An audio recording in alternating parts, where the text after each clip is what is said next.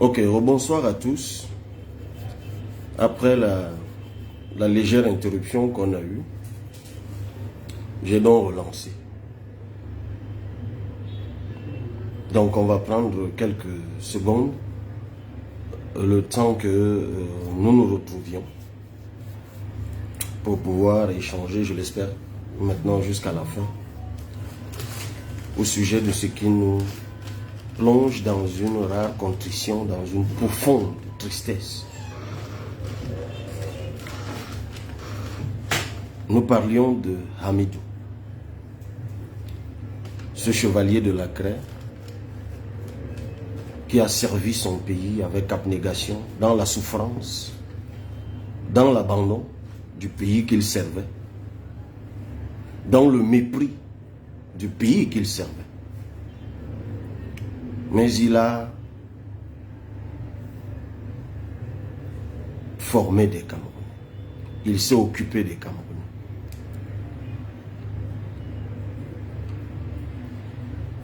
J'ai pris l'initiative d'exprimer ma tristesse pour lui rendre hommage. Paix à ton âme, cher compatriote Hamidou. Tu as combattu le bon combat. Et c'est l'occasion de te dire que tu n'auras pas combattu pour rien. Il se trouvera toujours d'autres Camerounais qui poursuivront ce combat pour que ton âme soit honorée. Hamidou, il faut qu'on se le comprenne. C'est pour ça que je disais dans la deuxième partie que sous d'autres cieux, le pays serait à l'arrêt. Dites-moi, qu'est-ce qui peut expliquer que quelqu'un qui a été formé de 2009 à 2011, qui est sorti du Sénagès de Garoua en 2011, qui a été affecté le 5 mars 2012 à Beka, 10 ans plus tard, le 5 mars 2022, n'a pas pu avoir son premier salaire. Évidemment, n'a pas pu avancer. Évidemment, n'a pas eu de rappel. Comment c'est possible?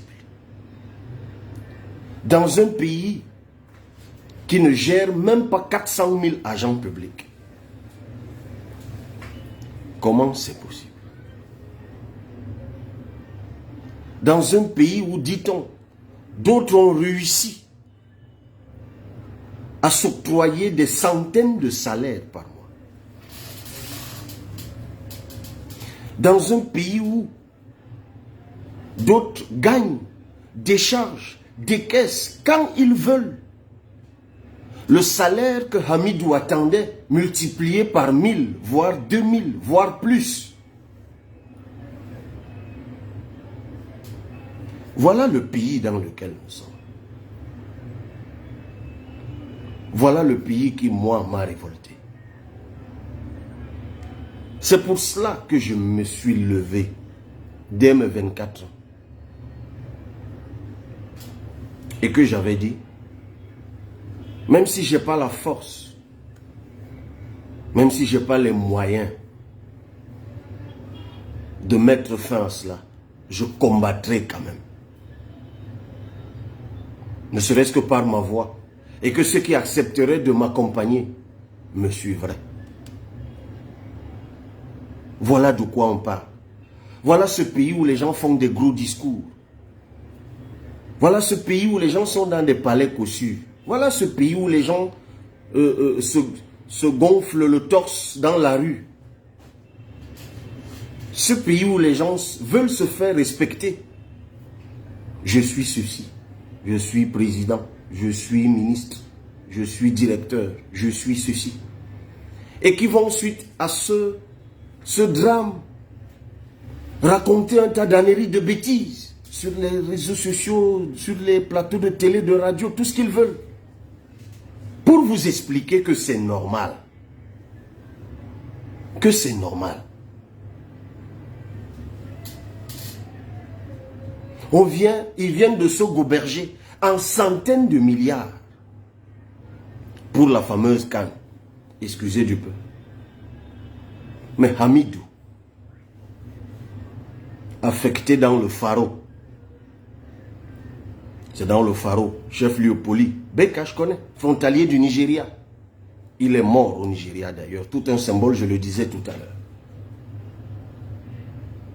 Désemparé, il est allé mourir au Nigeria. Faites toujours, comme d'habitude, faites des certificats de genre de mort, comme s'il était décédé à Beka. Il y a déjà un énergumène qui a signé ce document.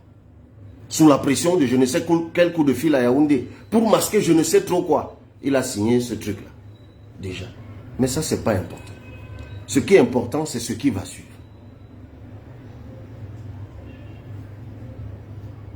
Chers compatriotes enseignants, pour l'âme de Hamidou,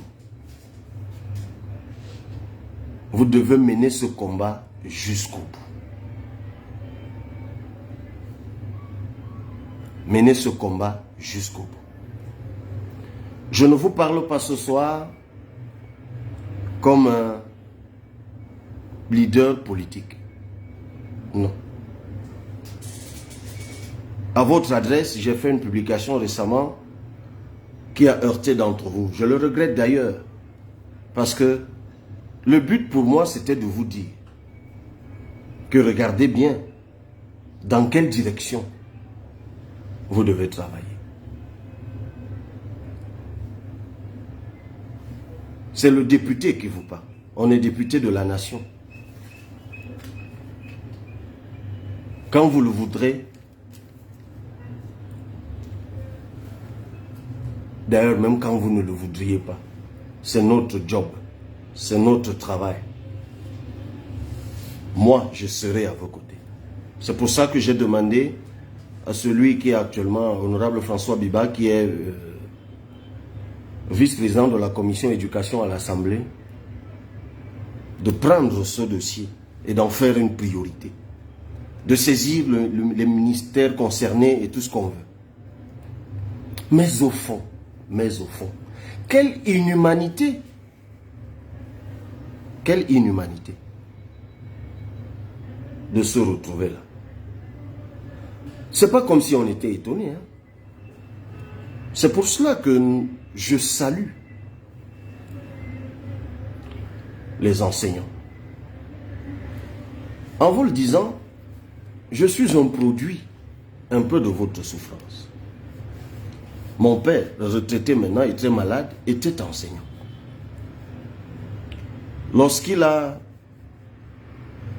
été affecté à l'époque, il était proviseur du lycée bilingue de Saint-Muliman en 92, lorsqu'il a été affecté à Nyanon pour créer un CES. Nous avons acheté la carte à l'époque pour trouver Nyanon. Et quand il y est allé, la voiture le laissait à environ 10 km, 7 km ou 8 km de Nyanon.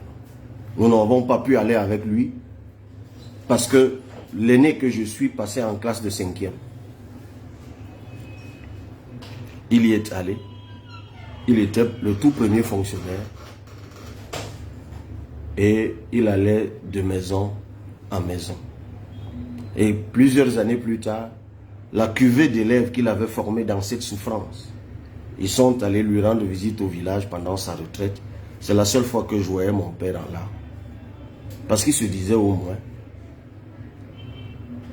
par-dessus tout, j'ai formé des gens.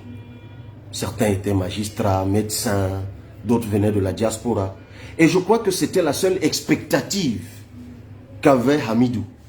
Parce que même ce à quoi mon père a eu droit, lui ne l'aura pas. Maintenant, il se trouvera forcément des gens aussi inhumains que ceux qui nous dirigent, qui même ici viendront dire, tu fais que parler, tu fais quoi? Mais dites-moi, qu'est-ce que je dois faire? Je vous ai dit en 2018 ce que je voulais faire. D'autres, comme moi, vous l'ont dit. Le débat n'est pas là. Le débat, c'est ce que les enseignants, eux, doivent faire. Et ils ont besoin de notre soutien.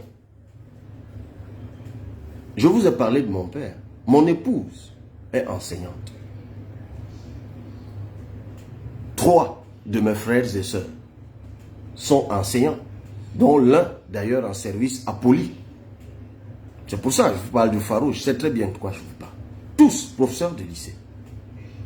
Donc je suis fils, époux, aîné de 3 enseignants. Je sais de quoi je parle.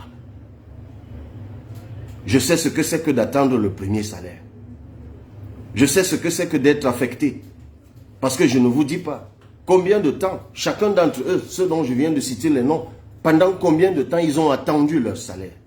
Je sais très bien quels sont les péages de corruption qu'il y a aux finances, à l'éducation, à la fonction publique, au premier ministère. Parfois les enseignants, ils doivent accepter de sacrifier la moitié de leur dû pour que le dossier passe. On le sait tous. Voilà dans quel pays nous sommes. Voilà la réalité dans laquelle vivent les enseignants. Peut-être le salut viendra par vous. Vous n'êtes pas un mouvement politique. Vous n'êtes pas un parti politique. Vous n'êtes même pas un syndicat. Vous avez su contourner toutes ces structures que les inhumains qui nous dirigent ont réussi comme ils savent le faire. C'est d'ailleurs la seule ingénierie qu'ils ont. Celle de la malice, celle de la méchanceté, celle de l'anesthésie. Ouais. Ça, ils ont su jusqu'ici empêcher que ça prospère. Peut-être par vous, chers enseignants, le salut de cette nation peut venir. Parce que vous avez droit à ça. Qu'on essaye de m'expliquer. Mais vous n'êtes pas les seuls, bon sang. Il y a d'autres corps de métier qui passent par les écoles de formation après concours. Les policiers attendent-ils 10 ans? Les magistrats, les greffiers attendent-ils 10 ans? Je n'en sais rien. Mais je ne pense pas. Mais pourquoi c'est vous? Vous, oui, vous. Vous n'avez pas de fusil. Vous ne mettez personne en prison. Vous formez les jeunes Camerounais.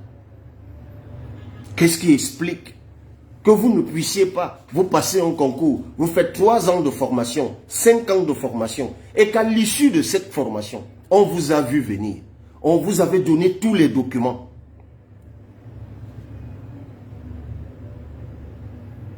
Comment se fait-il que vous sortez de cette école-là et que vous ne puissiez pas avoir l'entièreté de votre salaire? Je ne sais sur quelle base ils ont mis une affaire de 2 tiers. Oui, mais pourquoi on ne peut pas vous donner l'entièreté de votre salaire? Pour ceux qui réussissent à avoir les 2 tiers, quand même le salaire commence à arriver.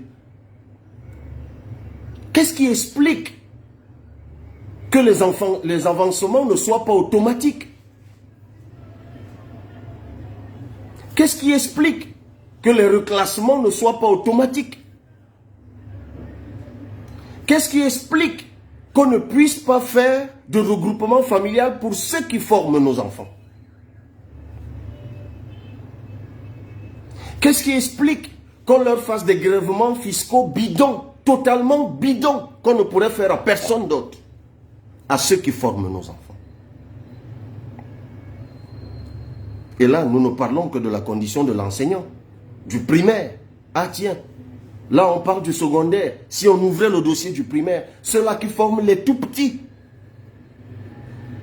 seulement leur recrutement, c'est un serpent de mer au premier ministère. Avec tout ce qu'il y a au monde comme ingénierie de corruption. Il y en a qui sont là, qui sont bientôt frappés par la limite d'âge. Ont postulé toutes les fois, n'ont jamais été pris. Jamais. Et vous me dites que ces gens-là, il faut les respecter. Parce qu'ils ont des gardes du corps derrière, ils roulent dans des véhicules rutilants payés par l'État. Non. Contre eux, je me battrai toute ma vie. Que ça plaise à certains d'entre vous ou pas. Que ça plaise aux gens ou pas. Et c'est pour ça que les enfants, oui, les allocations familiales. Pourquoi on ne peut pas les verser? Pourquoi on ne peut pas les verser, les allocations familiales? Essayez de m'expliquer. D'ailleurs, vous me direz c'est de la politique. Parce que j'allais dire qu'on m'explique. Comment on peut envoyer un enseignant, enseigner là où il y a la guerre, et ne pas prendre des dispositions spéciales pour sa sécurité? Parce que j'ai appris qu'il y a des enseignants qui sont actuellement suspendus, sanctionnés, parce qu'ils ont refusé d'aller mourir. On les a affectés dans les zones de guerre, mais on sait tous comment ça se passe. Parce qu'il me souvient, mais vous me direz que c'est la politique lors des dernières élections locales. Nous avions dans nos listes plusieurs enseignants. Et je me souviens encore de tout ce qui m'était rapporté, de ces élites qui leur disaient, puisque vous militez dans l'opposition, vous allez voir, vous serez affectés là où il y a Boko Haram, là où il y a la crise anglophone. Et curieusement, après les élections, il y en a qui étaient affectés là où il y a la guerre. Et effectivement, on les y envoyait mourir. Voilà les inhumains qui tiennent le pays en otage. Voilà les inhumains qui tiennent le Cameroun en otage. Je l'avoue, je ne peux rien leur faire au jour d'aujourd'hui. J'ai essayé, ça n'a pas marché. À l'Assemblée, je suis réduit à bavarder. Ça fait rire. Je suis même tourné en dérision.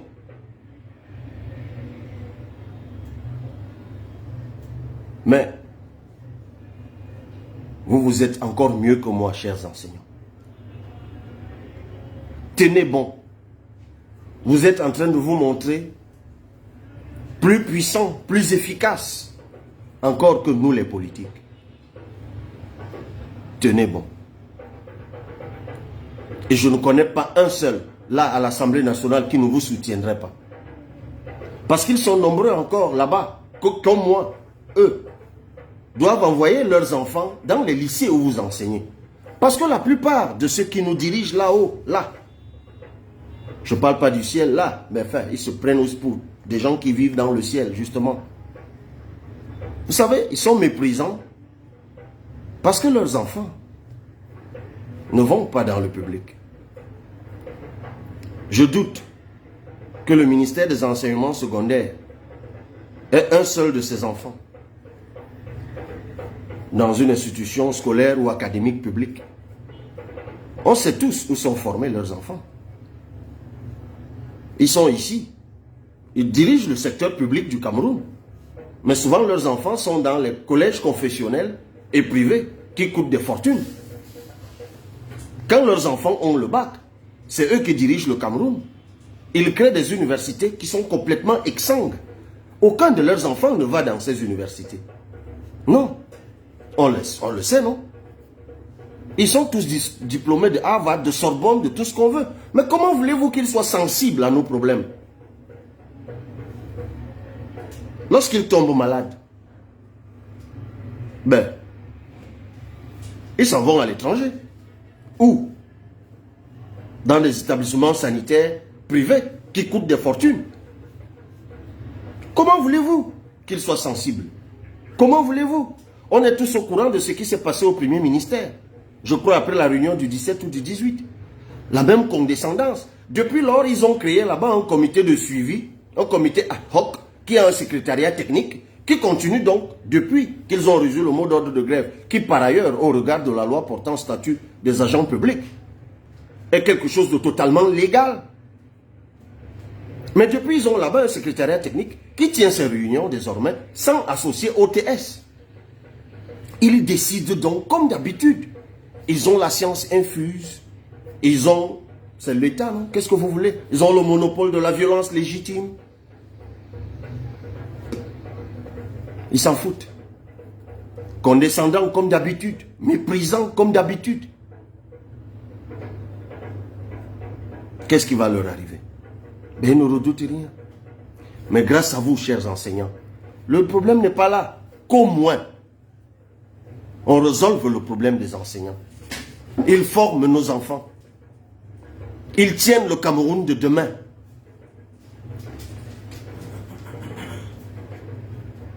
Évidemment. Y a-t-il eu même une sortie publique? Je n'en sais rien. Y a-t-il eu même quelques communications pour qu'on sente que ces gens, ils sont quand même sensibles à la souffrance des gens qui sortent de l'école, font 5 ans, 6 ans, 7 ans, 10 ans, comme Hamidou. Mon Dieu, comment cela est possible? Laissons les théories économiques, laissons les grandes analyses philosophico-politiques.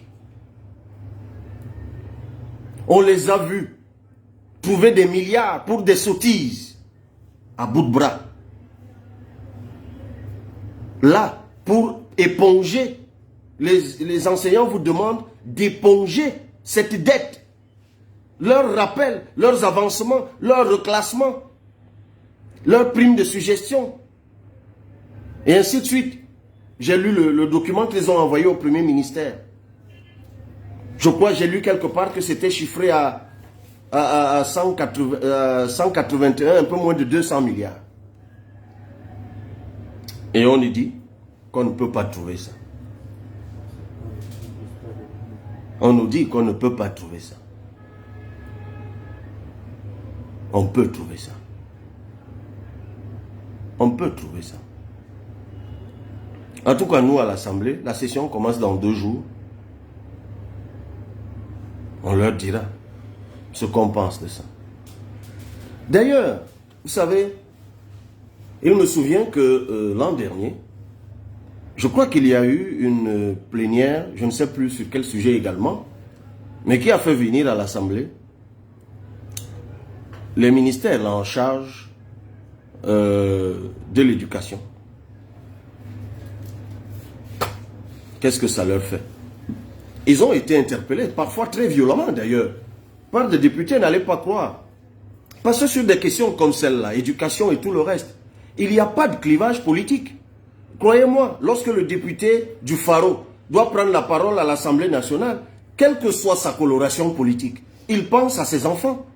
Il pense aux enfants de ses proches. Il pense à ses voisins. Il pense, eux au moins, même s'ils sont venus dans les conditions que nous connaissons, j'en sais rien. Mais il pense à tout ça. Il pense à tous ces gens. C'est pour ça que moi je vous dis je suis fils d'enseignant. Parce que là on parle d'enseignant. On ne voit que l'enseignant qui décède.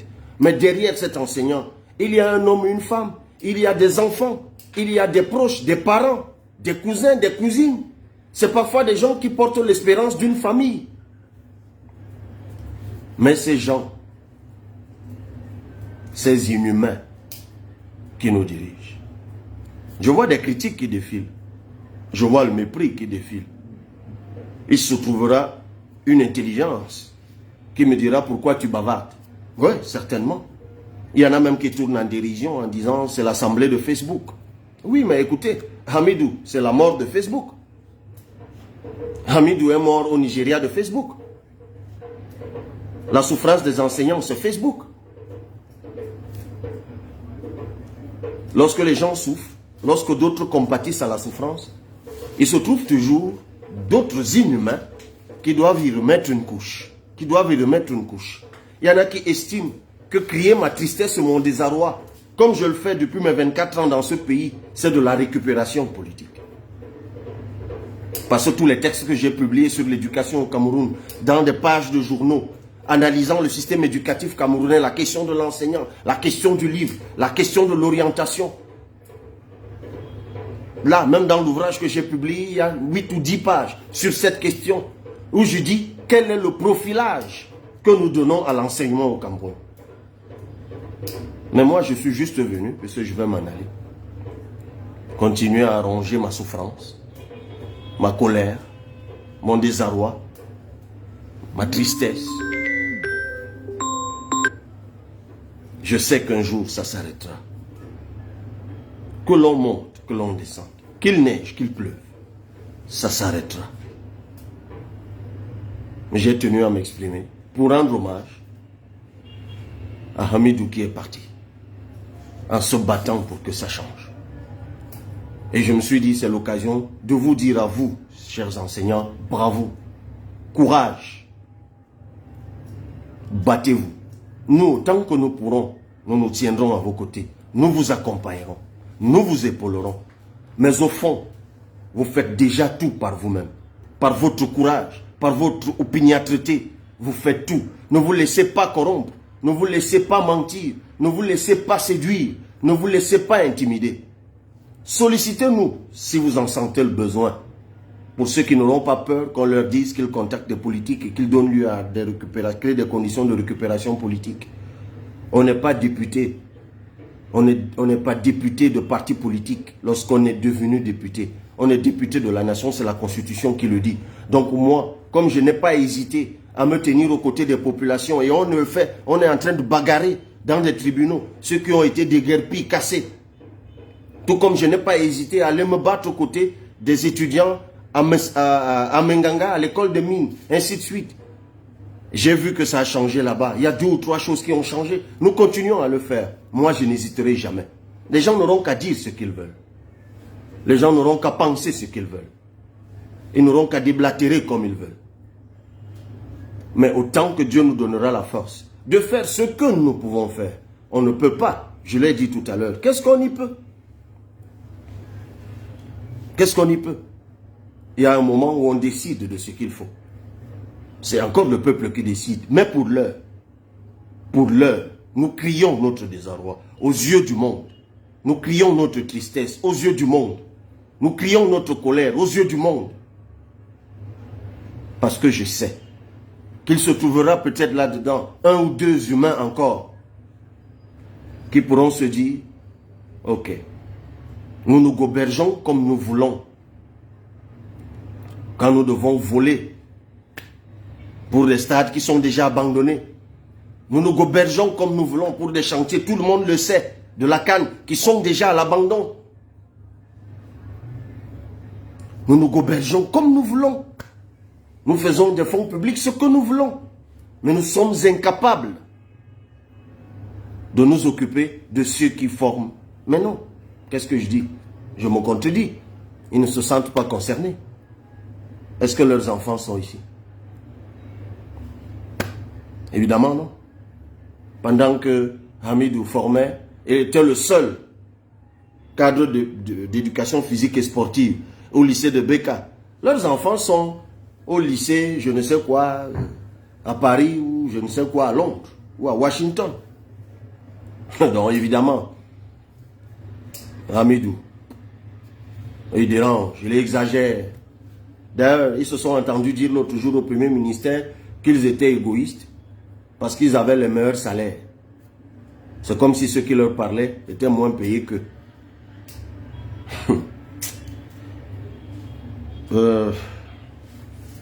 En tout cas, je voulais dire ma colère. Ça ne m'apaise pas. Mes chers enseignants, tenez bon. Nous sommes à vos côtés. Nous vous accompagnerons. Je le redis encore. Sentez-vous encouragés. Je reviendrai pour ce type d'exercice en direct s'il le faut. Tenez surtout bon. Tenez bon. Chers parents, soutenez ceux qui forment nos enfants. Je dis bravo aux élèves qui, dans leur candeur, ont su, eux aussi, apporter leur soutien aux enseignants. Oui. Oui. Bravo, chers élèves. Par votre engagement innocent, vous avez donné la dose de force spirituelle qu'il fallait pour ça. Ouais. Chers parents, soutenons nos enseignants. Soutenons-les. Soutenons nos enseignants. Et à l'Assemblée, comme je vous l'ai dit, nous donnerons de la voix. Ce n'est pas tant les réponses que nous attendons, c'est les actions qui doivent être faites. Vous êtes commissaire de police, vous avez un enseignant. Vous n'avez peut-être pas les moyens de l'envoyer en France. Vous avez un enfant qui va à l'école. Vous êtes magistrat, vous avez un enfant qui va à l'école. Vous êtes général, vous avez peut-être colonel, capitaine, commandant, vous avez des enfants qui vont à l'école. Ouais. Vous êtes médecin, qui que vous soyez, ça vous concerne. L'âme d'Hamidou parle à chacun d'entre nous ce soir. La mort de Hamidou nous parle à chacun d'entre nous ce soir. Et chacun d'entre nous doit se lever pour que ce vaillant garçon qui a travaillé 10 ans tout seul pour tout un lycée ne soit pas mort pour rien. Une fois que je l'ai dit, j'espère qu'on s'est compris. Merci à vous qui avez accepté d'être là. Et mobilisons-nous pour que la mobilisation des enseignants porte du fruit. A plus tard. Paix à l'âme de Hamidou. Mes sincères condoléances à sa famille.